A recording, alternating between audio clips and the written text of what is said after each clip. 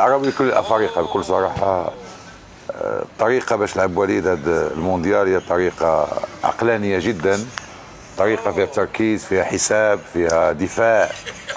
ما لم ينصاغ وراء العرض، نصاغ اكثر وراء الفعاليه، وهذا ما كان ينقصنا عبر التاريخ، حيث في الكثير من المناسبات قدم المغرب عروضا جميله ولكن خرج من الدور الاول.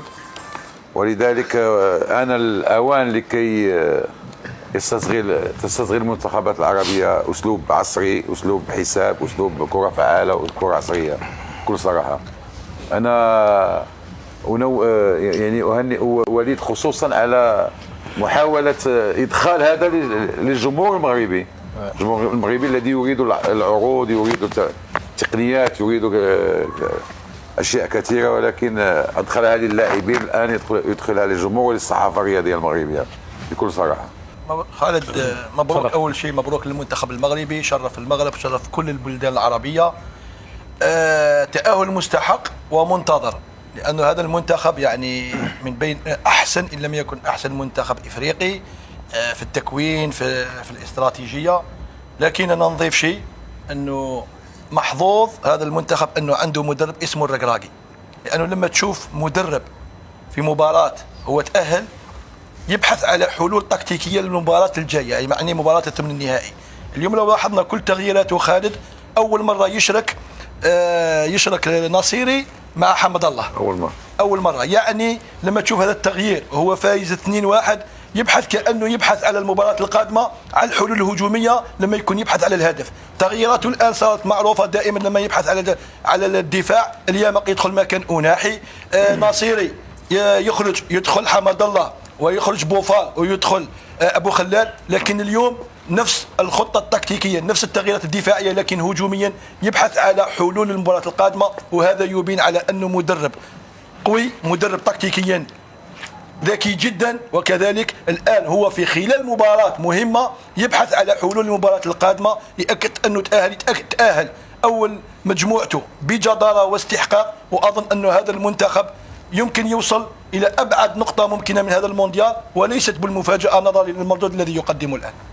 فيك مبروك لنا ومبروك للوطن العربي ومبروك طبعا لجماهير المغرب كلها. حاجة صراحة احنا نفتخر ونعتز كلنا، والفرحه اللي احنا عملناها يمكن قبل ما نبدا الاستديو دي حاجه بنشكر لعيبه المنتخب المغربي والجهاز الفني. هو ده اصل اللاعب العربي، دي روح اللاعب العربي اللي عنده طموح ان هو يحط بلده في مكانه كويسه. النهارده الروح يعني من تاني ماتش لعبوه مع بلجيكا، كرواتيا كان ماتش يعني هقول كان كويس، بس الماتش الاحسن كان ماتش بلجيكا، ثم ماتش النهارده اللي هو حطوهم اول المجموعه. انا واحد ما شفتش لاعب من اللعيبه او اللعيبه اللي قاعدين بره على الدكه ما فيش حد منهم مقصر خالص. كان عندهم هدف ان هم عايزين يصعدوا، هم ما كانوش بيفكروا في الاول ولا الثاني، هم اهم حاجه كانوا يصعدوا. وعشان كده الاداء بتاعهم والروح بتاعتهم اللي في الملعب والترابط والغل اللي هم بيطلعوه على لاعيبه كندا النهارده حطوهم منهم باول المجموعه.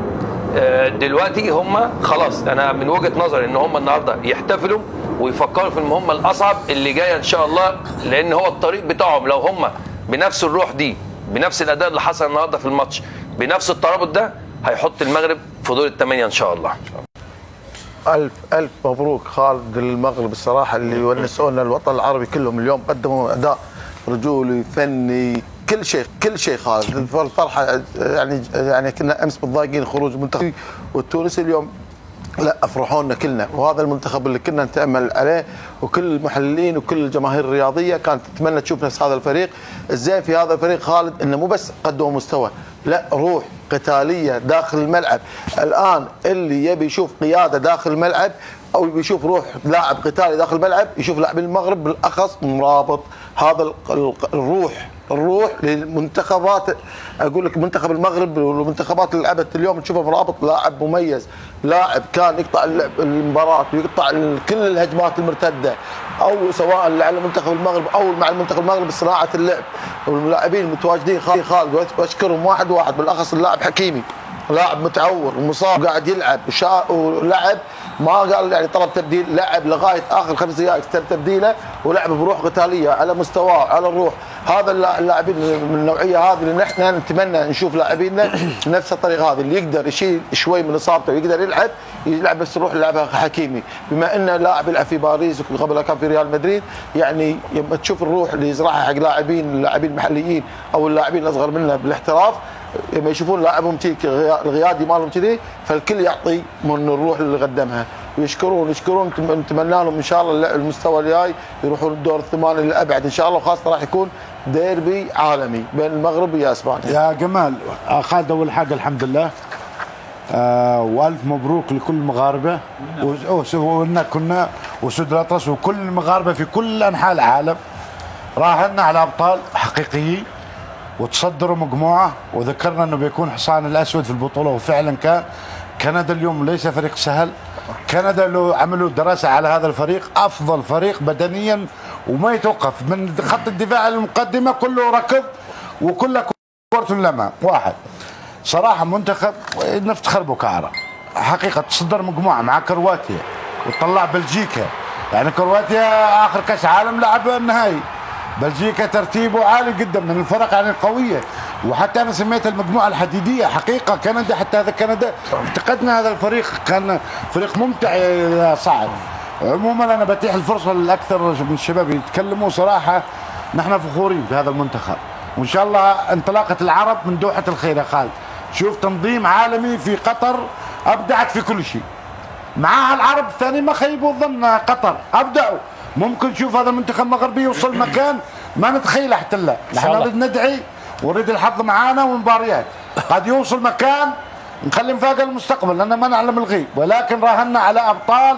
وصح اللي سماهم أسود الأطلس صراحة في قطر أصبحوا أسود وتوحشوا. والله يكمل تنظيم قطر بفريق عربي يوصل أبعد مدى إن شاء الله. ومبروك لك فوز المغرب، مبروك.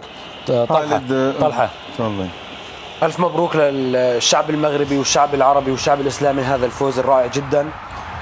الفوز جميل، التأهل جميل، العبور بكأس العالم جميل، كل لحظة بكأس العالم جميلة، كل لمسة كل هدف، فما بالك التأهل إلى الدور الثاني ويكون عن جدارة واستحقاق. عادة الفرق اللي تحقق مفاجأة يعني ممكن تسجل هدف من ضربة ثابتة، ضربة حرة تشنس معها، يعني يكون معها الحظ، ولكن المنتخب المغربي عن كل جدارة واستحقاق. ويكفي القول أنه من أحد أبرز المنتخبات المشاركة في البطولة حتى الآن، دفاع هجوم خط وسط.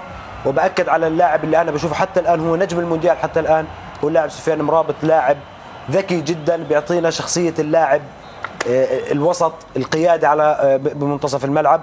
وبنرجع بنقول لحظة تاريخية أخرى عشناها في هذا المونديال. ممكن أنا ما كنت بيوم من الأيام أتوقع بكل صراحة أني أنا أكون شاهد على تأهل منتخب عربي إلى الدور الثاني بكأس العالم. كنا شاهدين على هذا الشيء، وبصراحة شعور لا يوصف. يعني أنا أكون مش إني أكون عايش، قصدي أن أكون موجود كمان على المدرجات. ف مونديال رائع بكل ما فيه حتى الآن.